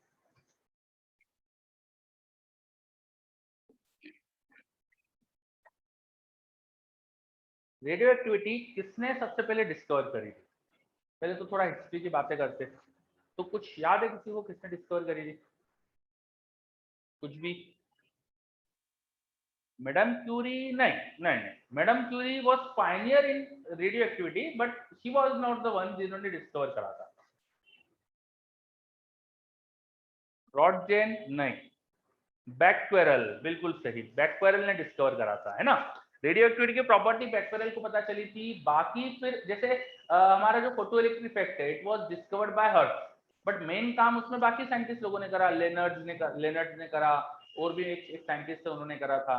तो ऐसे ही कुछ है रेडियो एक्टिविटी के साथ भी, भाई डिस्कवर तो बैक्वेरल ने करा पर मेन काम इसमें मैडम क्यूरी ने करा, रदरफोर्ड ने करा। मैडम क्यूरी ने सबसे ज्यादा रेडियो एक्टिव एलिमेंट को ढूंढ लिया था विच इज रेडियम, रेडियम को ढूंढ लिया था, ठीक है। हाँ चलो, तो radioactivity was discovered by Henri Becquerel. तुम्हारा मॉड्यूल में लिखा भी यार, अभी जस्ट मैंने देखा मॉड्यूल में लिखा है, तुम्हारे सामने मॉड्यूल, तुम अभी देख रहे होंगे मॉड्यूल तो तुम्हें दिख भी क्या होगा, ठीक है। और होती क्या है radio activity? Radio activity is a process of nucleus, nucleus की प्रोसेस है। सबसे पहली चीज तो दिमाग में लाना अपन को, ये न्यूक्लियस की प्रोसेस है, ये एटॉमिक प्रोसेस नहीं है। Radio activity is not atomic process. तो किसी एटम के बारे में बात नहीं चल रही अपनी, हम सिर्फ न्यूक्लियस की बात कर रहे हैं। तो एटम के न्यूक्लियस की में क्या हो रहा है वो चीजें चल रही है, एटम के अंदर न्यूक्लियस के बाहर क्या था उससे अपनी बात ही नहीं चल रही। ये चीज clear? Radio activity is a pure nuclear process, है ना। Radio activity is pure nuclear process, ये चीज पहले तो लिख लो अच्छे से। होता क्या radioactivity? So when some nuclei is spontaneously decaying into some other nuclei and producing radiations is called, this process is called radioactivity. When some nuclei is spontaneously decaying in some other nuclei and producing some radiations, the process is called radioactivity. The process is called radio activity. जो spontaneous word है ना, ये बहुत important है यहाँ पर, क्योंकि आप रेडियो एक्टिविटी की जो प्रोसेस है उसको किसी भी तरीके से अफेक्ट नहीं कर सकते। आप रेडियो एक्टिविटी की प्रोसेस को किसी भी तरह से अफेक्ट नहीं कर सकते। टेम्परेचर से बदलती नहीं है प्रोसेस की रेट, आप प्रेशर वेशर लगा के कुछ नहीं कर सकते, किसी कैटलिस्ट से कुछ नहीं होता। रेडियो एक्टिविटी की प्रोसेस में किसी भी एक्सटर्नल कॉज का कोई फर्क ही नहीं पड़ता है। ये बात समझ में आई? रेडियो एक्टिविटी की प्रोसेस में किसी एक्सटर्नल कॉज का कोई फर्क नहीं पड़ता है ना। चलो, इनफैक्ट एक और चीज इसकी इंपॉर्टेंट है कि मतलब मान लो आपने एक रेडियोएक्टिव न्यूक्लियाई का सैंपल लिया, उस सैंपल में मान लो 4 तरह के अलग अलग सैंपल बनाए, हर सैंपल में डिफरेंट डिफरेंट अमाउंट ले लिया आपने। लेट्स से अपन बात कर रहे हैं रेडियम की, तो आपने 4 रेडियम सोर्सेस ले लिए, 4 रेडियम के आपने बॉक्सेस क्रिएट करे जिसमें अलग अलग अमाउंट ऑफ रेडियम रखा है। तो सब में जो रेडियम की न्यूक्लियस का ब्रेक हो रहा होगा ना, वो भी सेम ही होगा। मतलब ऐसा नहीं कि अमाउंट ऑफ सब्सटेंस अलग लेने से चेंज हो जाता है कुछ। The process is purely statistical, purely statistical. इसको है ना अपन किसी तरह से चेंज ही नहीं कर सकते। कब होगी क्यों होगी कुछ नहीं पता, बस अपने आप ही न्यूक्लियस दूसरे में ब्रेक हो जाता है। ये किसी भी एक्सटर्नल कॉज से बदलती भी नहीं। क्लियर ये? ठीक है, चलो डेफिनेशन रिपीट कर दो। डेफिनेशन फिर से बोल देते हैं। Radio activity is a spontaneous process in which a nuclei converts into another nuclei and produces radiation. ठीक है, radio activity is a spontaneous process, radio activity is a spontaneous process, bracket में लिख सकते हो nuclear process, it is a nuclear process in which a nucleus spontaneously converts into another nuclei. A nucleus spontaneously converts into another nuclei and emits radiation with and emits radiation. ठीक है, radio activity एक spontaneous process है जिसमें एक nucleus अपने आप ही दूसरे में कन्वर्ट हो जाता है। अब जब कन्वर्ट होता है तो जो रेडिएशन में बोल रहा हूँ ना, एक न्यूक्लियस से दूसरा न्यूक्लियस बन गया, ये तो ठीक है। चलो जैसे कि कार्बन से मान लो नाइट्रोजन बन रहा है, फॉर एग्जांपल मान लो कार्बन से नाइट्रोजन बन रहा है ना, वो तो चलो बन गया। लेकिन जो साथ में रेडिएशन, मैंने बोला रेडिएशन निकलते, ये क्या है, इसकी बातें अभी फिलहाल अपन ध्यान देते हैं, ये थोड़ा ध्यान से समझते हैं अपन। ठीक है, लिखो next point. The radiations emitted are alpha, beta and gamma rays. The radiation emitted are alpha, beta and gamma rays.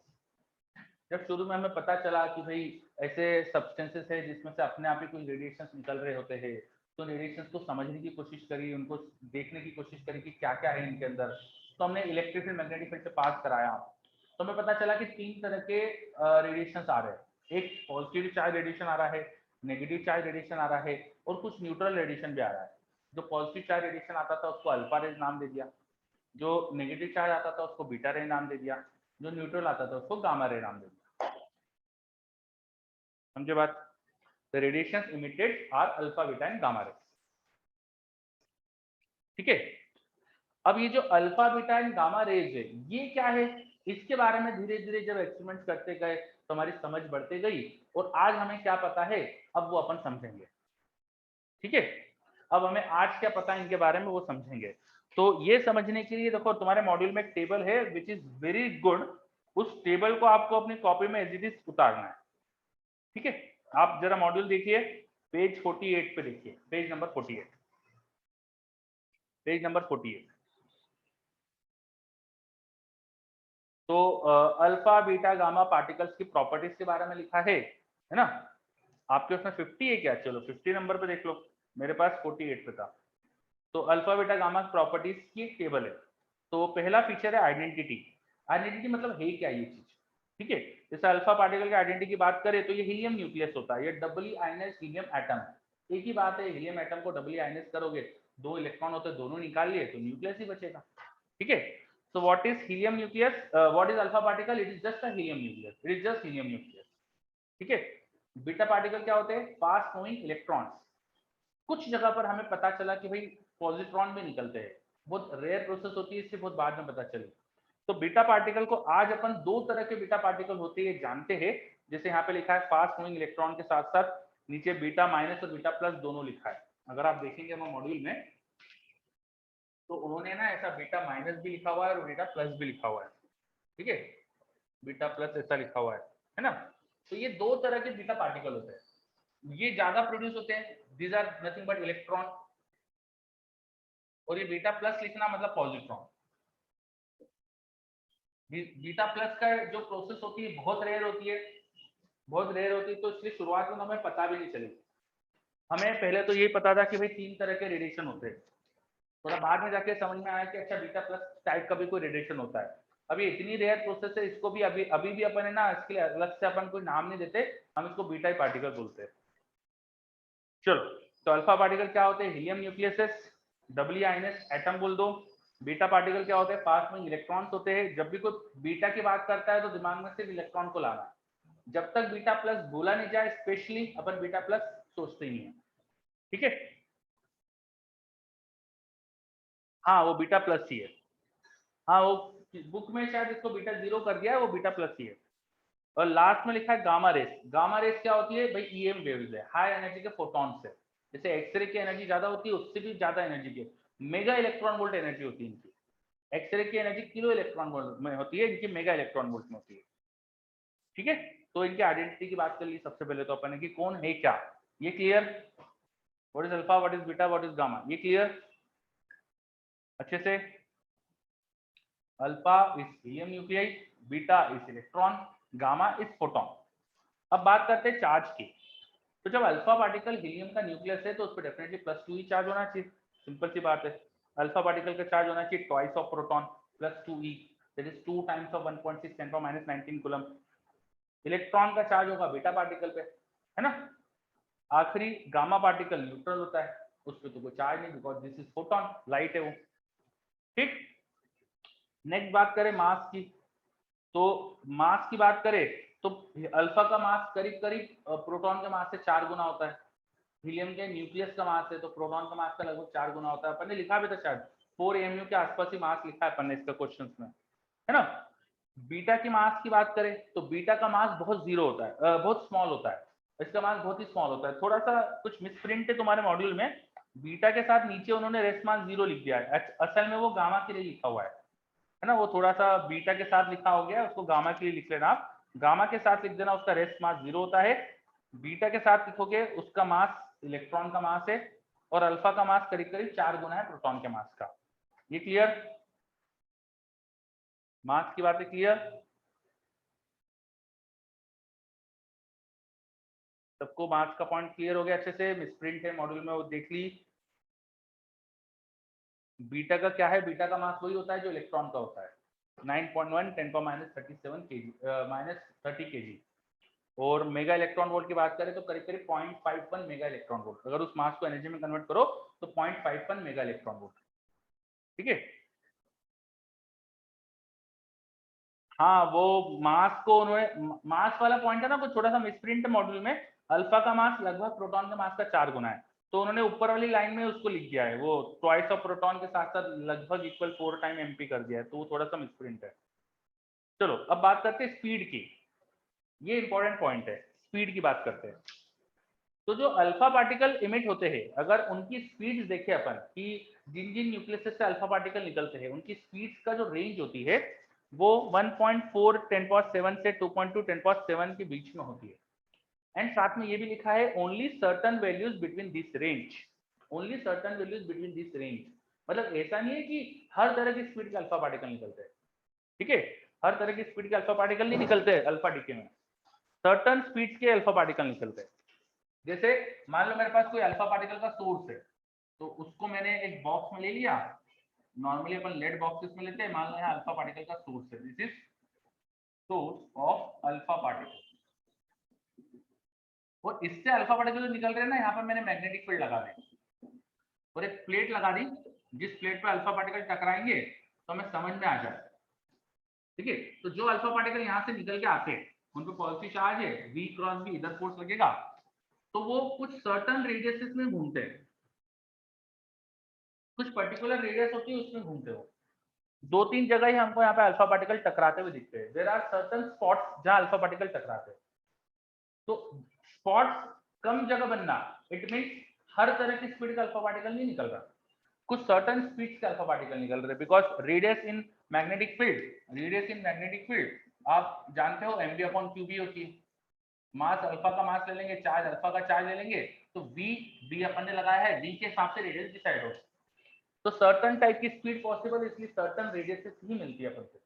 ये पॉइंट समझ में आया? अच्छे से देखो,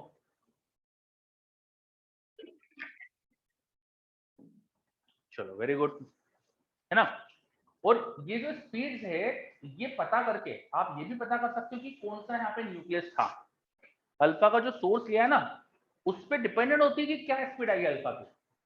अल्फा पार्टिकल का कैरेक्टरिस्टिक प्रॉपर्टी है, ये जो स्पीड है अल्फा की स्पीड, ये कैरेक्टरिस्टिक प्रॉपर्टी न्यूक्लियस की। तो you can identify the nucleus, कौन सा न्यूक्लियस है, जहां किस न्यूक्लियस से अल्फा पार्टिकल आए थे, वो तुम्हें पता चल जाएगा अगर तुम्हें स्पीड पता हो तो। क्लियर बात? चलो, यशवर्धन बोल रहा है कैसे, कैसे पॉइंट का मतलब मुझे समझ नहीं आया। कैसे मतलब बहुत सारे चीज पूछ सकते हो आप, तो उसको थोड़ा इलाबोरेट करो, क्या पूछना चाह रहे हो एग्जैक्टली। माइक हो तो प्लीज माइक ऑन करके बात करें अपन। सर आइडेंटिफाई कैसे करेंगे? अरे हमें स्पीड पता चल जाएगी, तो हमें पता है कि किस तरह के न्यूक्लियस से क्या स्पीड आती है अल्फा की, तो हम वो न्यूक्लियस का पता लगा लेंगे, है ना। समझे बात? ओके, चलो नेक्स्ट पॉइंट देखते हैं फिर। अब जो स्पीड की बात करी ना, उसमें जब इलेक्ट्रॉन की बात करी है, तो इलेक्ट्रॉन की स्पीड जो होती है वो लाइट की स्पीड के 1% से 99% तक सभी तरह की स्पीड पॉसिबल है, ऐसा लिखा है। देखो क्या लिखा है, 1% of C to 99% of C, all possible values between this range. तो इलेक्ट्रॉन जो प्रोड्यूस होते हैं, द बीटा पार्टिकल जो प्रोड्यूस होते हैं, उनके साथ ऐसा नहीं कि कुछ सर्टन रेडियस में चलते हो। ठीक है, मान लो अब मैंने बीटा का सोर्स ले लिया, मैं या तो नया डायग्राम बना देता हूँ, नहीं बना देते, तो मैंने मैंने मान लीजिए यहाँ पे बीटा पार्टिकल का सोर्स ले लिया, बीटा सोर्स। अब बीटा पार्टिकल जो होंगे, तो वो इलेक्ट्रॉन होंगे, तो उनका डिफ्लेक्शन उस तरफ होगा, पहली चीज तो। बी क्रॉस बी इधर आएगा, लेकिन वो नेगेटिव चार्ज है तो उधर जाएंगे। तो उधर जब जाते हैं ना, तो एक मैक्सिमम रेडियस से लेके जीरो रेडियस तक सब रेडियस में तुम्हें बीटा पार्टिकल चलते दिखते हैं। ठीक है, ये पॉइंट समझ में आया? मतलब हर तरह का एनर्जी का बीटा पार्टिकल निकल रहा है। बीटा पार्टिकल की स्पीड की रेंज है, कंटिन्यूअस रेंज है। अल्फा पार्टिकल की स्पीड कुछ डिस्क्रीट वैल्यूज की थी, इसलिए कुछ डिस्क्रीट स्पॉट्स बनते, कुछ डिस्क्रीट रेडियस में अल्फा पार्टिकल चलते हैं। बीटा पार्टिकल जो निकलते हैं जीरो से मैक्सिमम एनर्जी तक के सब, हर तरह की रेंज का आपको हर तरह की एनर्जी का बीटा पार्टिकल दिखता है। ये बात समझ में आ रही है?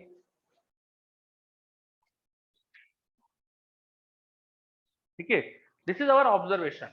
ये हमें पता चला, हमें मैग्नेटिक फील्ड में मोशन करा के हमें समझ में आया कि ऐसा हो रहा है। क्यों हो रहा है ये अभी बात नहीं चल रही है अपनी अपनी बस बात चल रही क्या हो रहा है, क्या दिखा हमको, ऑब्जर्वेशन क्या है। तो ऑब्जर्वेशन क्लियर आपको?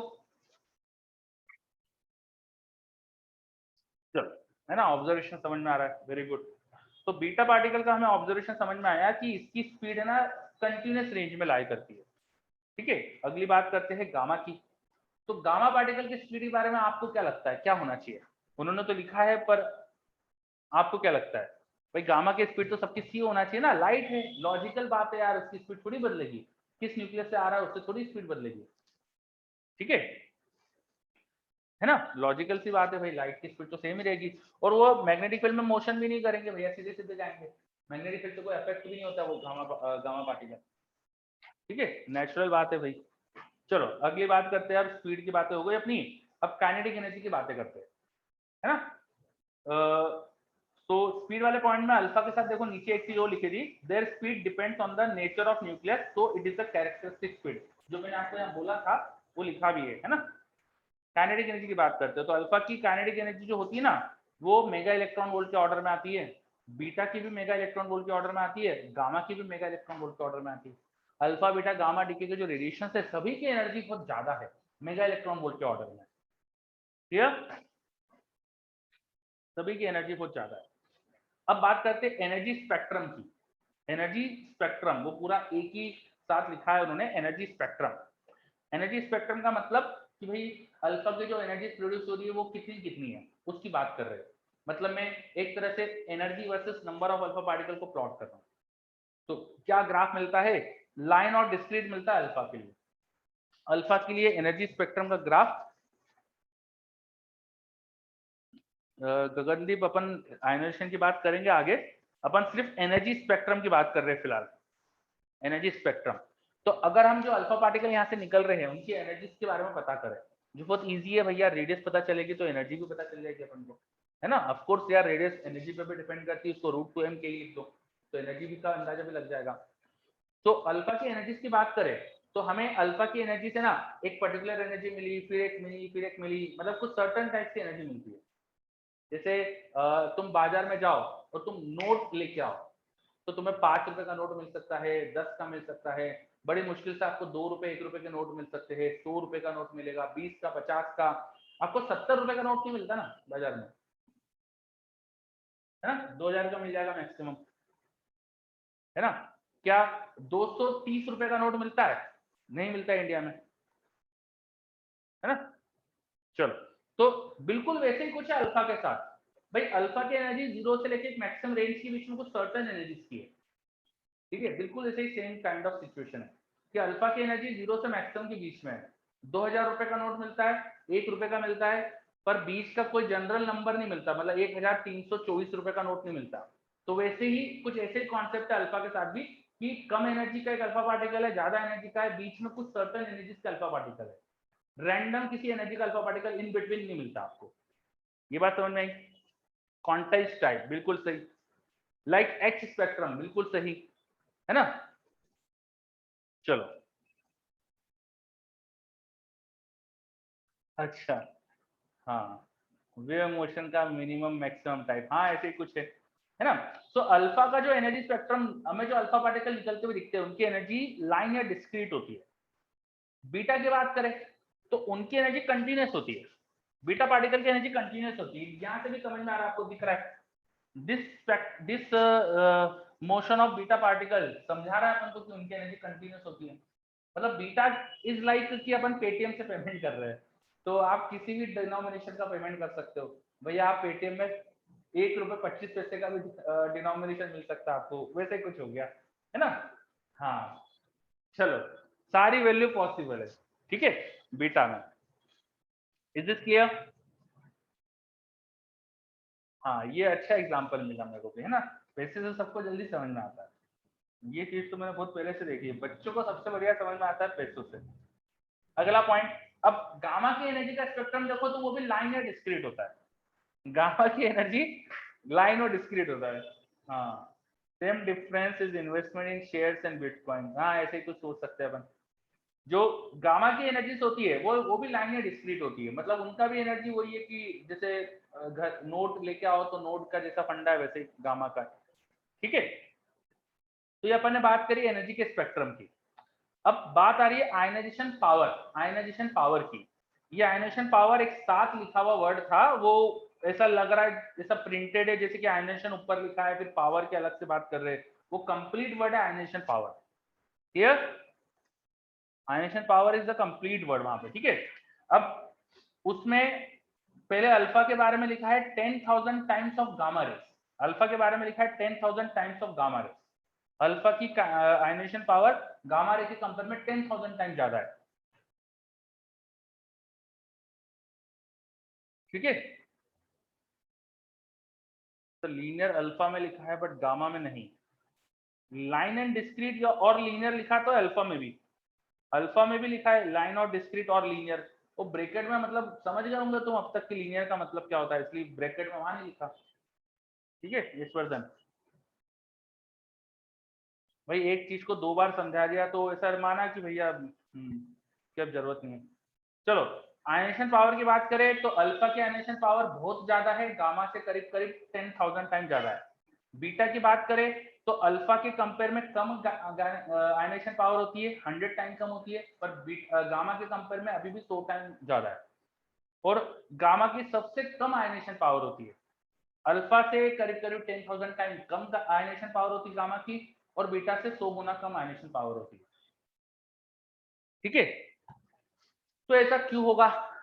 कैन यू गेस कि ऐसा क्यों हो रहा होना चाहिए? इसके बारे में कुछ अंदाजा लगा सकते हो कि क्यों होना चाहिए? अपन ने पहले देख लिया ऑब्जर्वेशन क्या है, अब थोड़ा सा गैस कर रहे हैं कि भाई ऐसा क्यों हो रहा होगा, अल्फा की आयनियन पावर ज्यादा क्यों है, बीटा की कम क्यों और गामा की सबसे कम क्यों है, बताओ। Any guess? गामा अनचार्ज होता है, ठीक है, बुराउद्दीन बोल रहा है चार्ज, और कुछ चार्ज के अलावा और कुछ पास में आयनाइज नहीं कर पाएंगे। Yes Soham, this is very good point. भाई सबसे ज्यादा स्पीड से गामा पार्टिकल चलता है, तो गामा पार्टिकल बहुत तेजी से किसी मटेरियल को क्रॉस कर जाता है, तो आयनाइज कम कर पाता है वो। सेकेंड चीज, जो बीटा पार्टिकल है उस पर एक तो नेगेटिव चार्ज होता है, तो और वो खुद इलेक्ट्रॉन ही है, तो किसी एटम से टकरा जाए तो उसके इलेक्ट्रॉन को उसके शेल से नॉकआउट कर सकता है, जैसे एक्सरे में पढ़ा है अपन ने, तो वो आयनाइज कर पाएगा। और अल्फा, उसके पास तो खूब ज्यादा एनर्जी है, एनर्जी तो सबके पास ज्यादा है, लेकिन अल्फा का साइज भी बड़ा है, उससे पॉजिटिव चार्ज भी है, तो वो टकराकर एटम्स के इलेक्ट्रॉन को भी पुल कर सकता है। वो तो ये भी कर सकता है ना कि एटम का इलेक्ट्रॉन अपने पास रख ले, तो एटम में से इलेक्ट्रॉन लेके उसको आयनाइज कर दे, टकराकर एनर्जी देके भी कर सकता है, उसके पास तो बहुत सारी पॉसिबिलिटी आयनाइज करने की। वो स्लो भी चलता है, तो स्लो चलने की वजह से इसके कोलिजन होने की प्रोबेबिलिटी भी ज्यादा है।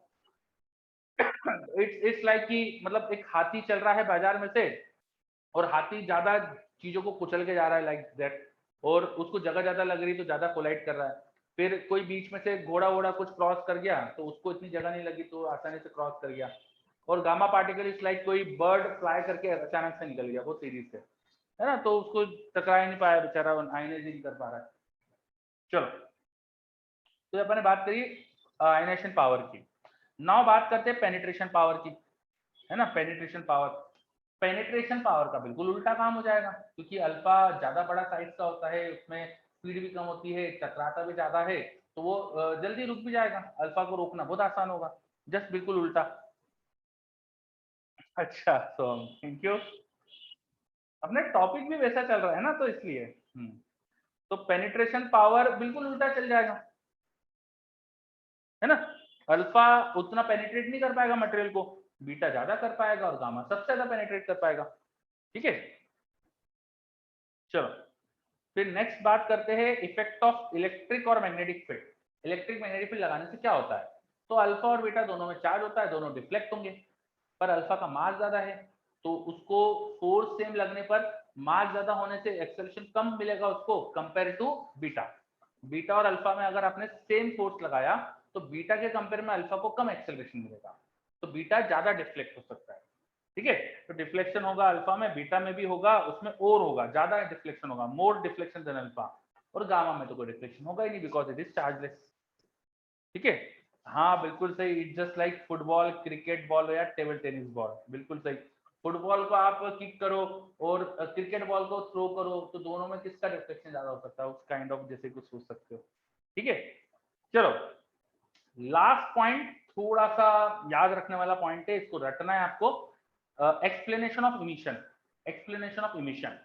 तो अल्फा का एक्सप्लेनेशन होता है बाय टनल इफेक्ट, बीटा का होता है by weak nuclear forces, and gamma का होता है with help of energy level in nucleus.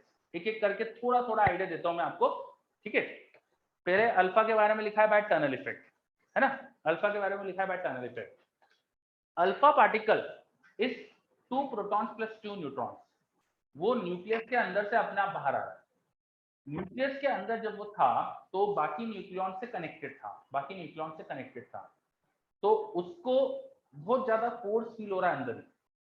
पर जब अल्फा पार्टिकल बाहर निकल जाएगा तो बिकॉज इट हैज रिलेटिवली उसकी बाइंडिंग एनर्जी पर न्यूक्लियन है ठीक ठाक, कम है पर है कुछ ठीक ठाक है, वो जब बाहर निकलेगा उसके निकलने से दूसरे किसी कारण की वजह से न्यूक्लियस ज्यादा स्टेबल हो रहा है, लाइक न्यूक्लियस के अंदर नंबर ऑफ प्रोटॉन और नंबर ऑफ न्यूट्रॉन का रेशियो जो है वो अनस्टेबल बॉर्डर पे था, अल्फा निकलने पे वो स्टेबल पे आ सकता है।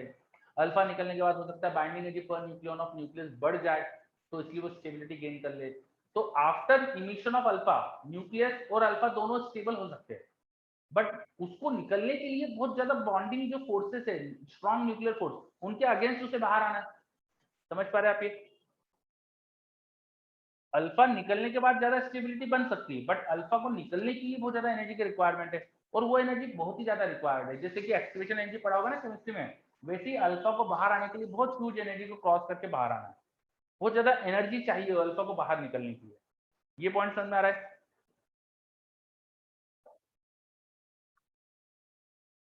ठीक है, हाँ या ना, कुछ बताओ। नहीं आया तो ना बोलो यार। चलो बच्चे यस रिप्लाई कर रहे हैं, ठीक है। सो अल्फा पार्टिकल का emission required very high activation energy. You can imagine कि एक्टिवेशन एनर्जी बहुत ज्यादा चाहिए। ये एक्टिवेशन एनर्जी मिल नहीं सकती। It is not possible in nucleus to provide this energy. तो कैसे अल्फा का एमिशन हो जाता है? अपने आप अल्फा क्यों बाहर आ जाता है? तो अपने आप ही आता है, आपको देना भी नहीं पड़ता बाहर से कोई एनर्जी, और अल्फा पार्टिकल बाहर आ सकता है। तो उसको अपन एक्सप्लेन करते हैं by tunnel effect. Tunnel effect you can imagine, मतलब सबसे सिंपल आइडिया दूं अगर मैं, टनल इफेक्ट का एक आइडिया दे रहा हूं मैं आपको, है ना। यू कैन इमेजिन कि एक्टिवेशन एनर्जी का जो कर्व कुछ पढ़ा होगा आपने कि बहुत ज्यादा एक्टिवेशन एनर्जी चाहिए, तो ऐसा कुछ है। ओवरऑल रिएक्शन तो एक्सोथर्मिक है, एनर्जी रिलीज ही होती है, तो ऐसा कुछ एक्टिवेशन एनर्जी का कर्व है। ये एनर्जी ना मिलते हुए अल्फा ने टनल बना ली यहां से वहां जाने की। यू कैन इमेजिन कि टनल मिल गई अल्फा को, ऊपर जाके फिर नीचे आना था, लेकिन वो एक टनल मिल गई तो सीधा क्रॉस होकर वहां चले गया। You can imagine like this, ऐसा इफेक्ट होता है tunnel effect. It is possible for alpha two not gain this activation energy, but अपना बाहर आ जाए। ठीक है, all this is possible in quantum mechanics. समझे? तो कैसे मान ले, ये रचित पूछ रहा है, ये कैसे मान ले? मान कैसे ले? मान कैसे ले, क्योंकि हो रहा है ऐसा, है ना। एक्चुअली क्वांटम मैकेनिक्स से अपन एक्सप्लेन कर सकते हैं टनल इफेक्ट को, उसके अलावा हमारे पास कुछ तरीका नहीं है। आप एक दूसरा कुछ आइडिया देता हूं मैं आपको। मान लो कि आपके पास एक क्रिकेट की बॉल है और टेनिस बॉल, जैसे क्रिकेट बच्चे खेलते हैं ना नॉर्मली, टेनिस बॉल है, और मैं रूम में हूँ, मेरे रूम के सारे दरवाजे सारे खिड़की पैक्ड है ना। इस बॉल को मैं थ्रो करूँ किसी दीवार पे, तो हमेशा यही होता है कि बॉल टकराकर वापस आती है, होता है ना, है ना। क्या ऐसा हो सकता है कि उस टेनिस बॉल के सारे पार्टिकल्स, उसके अंदर के सारे आयन मॉलिक्यूल, उसके न्यूक्लियस, इलेक्ट्रॉन, वो सब इस दीवार को क्रॉस करके बाहर चले जाए? भाई दीवार में है क्या? दीवार क्या होती है बेसिकली? बॉल में क्या है? एटम्स है। एटम्स के अंदर न्यूक्लियस के आसपास इलेक्ट्रॉन घूम रहे। तुम्हारी क्रिकेट की बॉल में भी यही है, एटम्स है जिसके आसपास इलेक्ट्रॉन घूम रहे। तो एटम में तो बहुत सारा वैकेंट स्पेस होता है, न्यूक्लियस तो बहुत छोटे सी जगह पर होता है, उसके आसपास इलेक्ट्रॉन घूमते हैं। तो ऐसा नहीं हो सकता कि तुम्हारी क्रिकेट बॉल का एक न्यूक्लियाई उस खाली जगह से इजीली क्रॉस हो जाए, बाकी इलेक्ट्रॉन भी क्रॉस हो जाए, ऐसा कुछ सेट हो जाए कि वो तुम्हारे एटम्स में से एटम्स क्रॉस होकर इजीली निकल जाए, तो दीवार को क्रॉस करके क्रिकेट बॉल बाहर आ जाए? बोलो, है ना। हो सकता है, पर ऐसा होता नहीं ना कभी। कभी ऐसा होता नहीं ना। बचपन से आज तक तो तुमने कभी देखा नहीं होगा भाई, मैंने भी कभी नहीं देखा, कई सालों तक लोगों ने करके देखा, ऐसा कभी नहीं हुआ। बट क्वांटम मैकेनिक्स में ये पॉसिबल, इसकी बहुत रेयर प्रोबेबिलिटी है, पर है। समझे बात? इसकी प्रोबेबिलिटी बहुत रेयर है, बट है। तो वैसे कुछ कॉन्सेप्ट है यहाँ पर कि अल्फा को बाहर आ जाए इतनी एनर्जी होती नहीं न्यूक्लियस के पास, इतनी न्यूक्लियस के पास एनर्जी होती नहीं है। लेकिन देयर इज अ पॉसिबिलिटी कि अल्फा अचानक से बाहर आ जाए, क्योंकि सिस्टम स्टेबल स्टेबल हो रहा है बाद में। तो वो प्रोबेबिलिटी अपन निकाले तो थोड़ी बहुत होती है, जिसकी को अपन टनल इफेक्ट बोलते हैं। ऐसा कुछ आइडिया मान सकते हो आप।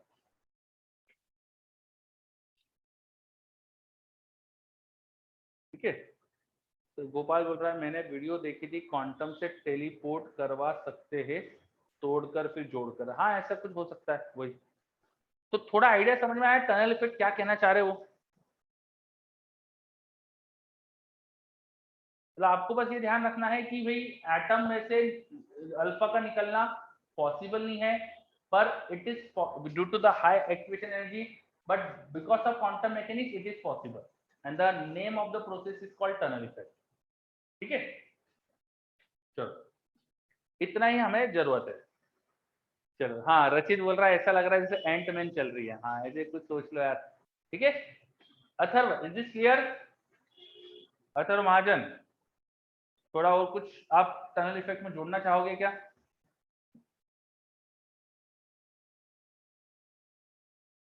A lot, okay. तो एक्चुअली लेकिन देखो हमारे सिलेबस में जो चीजें हैं उसके हिसाब से इतना दिमाग में लाना सही है। जो अपन ने आइडिया सोचा, इसमें कुछ आपको कुछ प्रॉब्लम लग रही है, कुछ कॉन्ट्रडिक्शन लग रहा हो, क्या जो मैंने वर्ड यूज करे उससे कुछ गलत चीज तो दिमाग में नहीं आ रही?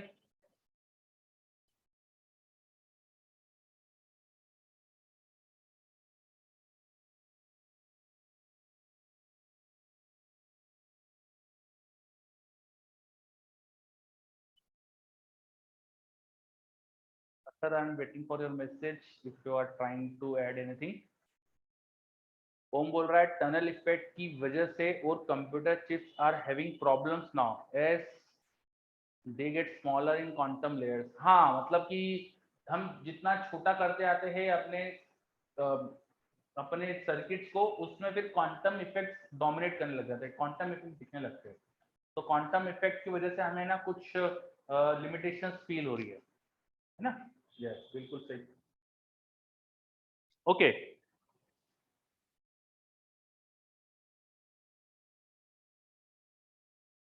ओके सर, ठीक है।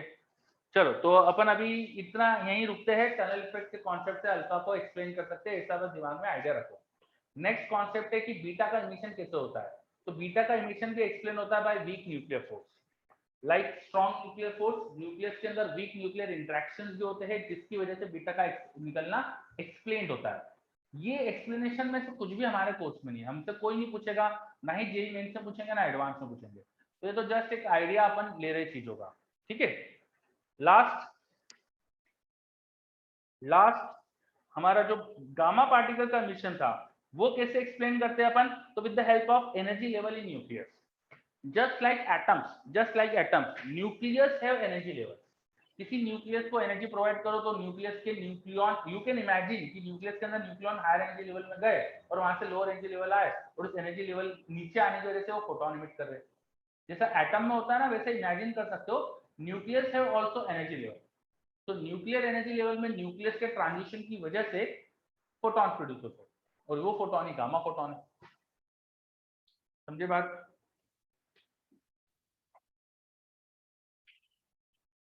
हाँ, यशवर्धन बोल रहा है ये नॉर्मल जैसे फोटोन ऑब्जॉर्व करके इलेक्ट्रॉन इमिट होता है, वैसे बीटा पार्टिकल होते हैं क्या? नहीं यशवर्धन, आपने जो नॉर्मल जो बोला समझा है ना, फोटोन ऑब्जॉर्व करके इलेक्ट्रॉन इमिट होना, वो एटॉमिक इलेक्ट्रॉन से, ये न्यूक्लियस के अंदर से इलेक्ट्रॉन आ रहा है। बीटा इमिशन में न्यूक्लियस के अंदर से इलेक्ट्रॉन आता है, ठीक है।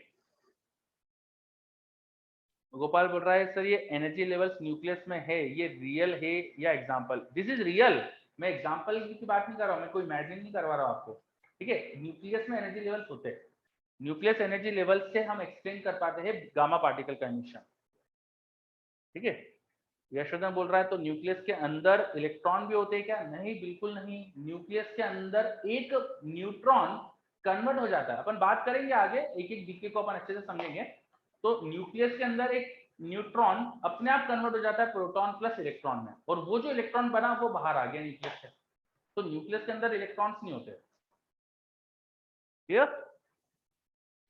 चलो, तो इससे न्यूक्लियस स्टेबल कैसे हुआ? मतलब न्यूक्लियस में पहले ज्यादा एनर्जी थी, न्यूक्लियॉन्स कम एनर्जी लेवल पे आए तो वो एनर्जी रिलीज हो गई बाहर, इससे गामा फोटोन बन गया। बस ये समझना है अपन को।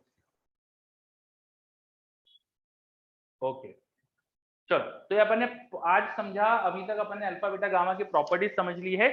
तो रेडियो एक्टिविटी में अभी बस अपन ने अल्फा बीटा गामा क्या होते हैं ये समझा है। अब अपन क्या करने वाले हैं, एक एक करके alpha decay, beta decay, gamma decay को थोड़ा और डिटेल में समझेंगे, है ना। सर बट आपने कहा था मोर न्यूट्रॉन मोर स्टेबिलिटी, ये एग्जैक्ट सेंटेंस मैंने ऐसा कभी नहीं कहा कि मोर न्यूट्रॉन मतलब मोर स्टेबिलिटी। किसी कंटेक्स्ट में कहा होगा मैंने, किसी सिचुएशन के लिए कहा होगा। एग्जैक्ट ये सेंटेंस मैंने नहीं कहा कि मोर न्यूट्रॉन मोर स्टेबिलिटी, ठीक है।